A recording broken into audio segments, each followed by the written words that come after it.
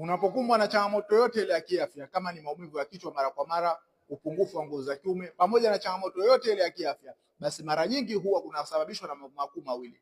Inawezekana ikawa ni sababu ya kisaikolojia, yani sababu ya kiakili, kama vile msongo wa mawazo, hofu ama wasiwasi, pamoja na sababu nyingine ambazo zinakwenda kuathiri kichwa.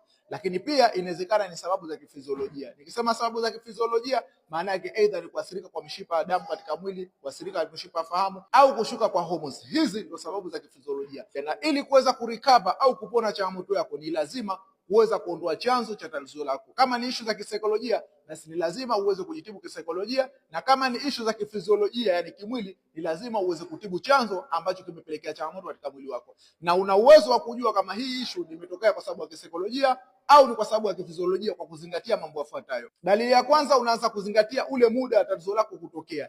Ikiwa changamoto imejitokeza hafla moja, basi mara nyingi inaashiria kwamba hili tatizo chanzo chake ni kisaikolojia. Yani pengine ulikuwa na migogoro katika mahusiano yako, au ulikuwa una hofu au wasiwasi au una stress, msongo wa mawazo wote ule, mwisho wa siku ndio kwenda kupelekea lile tatizo. Lakini ikiwa changamoto imeanza kidogo kidogo, leo nakuta changamoto iko hapa, kesho imeongezeka na kesho kutwa imeongezeka, basi hii moja kwa moja inaashiria kwamba hii changamoto chanzo chake ni issue za kifiziolojia, yani issue ya kimwili. Na maana katika kurecover changamoto yako au kuiondoa changamoto yako, basi lazima uondoe hizi issue za kisaikolojia ambazo zimepelekea changamoto yako. Lakini dalili ya pili, maana yake ni ule mfumo wa maisha ambao unakwenda nao. Ukiwa ulikuwa na msongo wa mawazo katika maisha yako, au ni mtu ambaye kwamba una hofu, basi automatically unapokumbwa na changamoto, maana yake ujue kwamba ile hofu au wasiwasi uliokuwa nao ndio uliokwenda kupelekea changamoto yako. Na kwa upande mwingine, ikiwa una magonjwa yote, kwa mfano magonjwa katika mzunguko wa damu au magonjwa mengine yoyote, basi pia nayo yanakwenda kupelekea changamoto kuwa kubwa, na mwisho wa siku ukajikuta madhara yanakuwa na makubwa, kwa mfano kupungukiwa na nguvu za kiume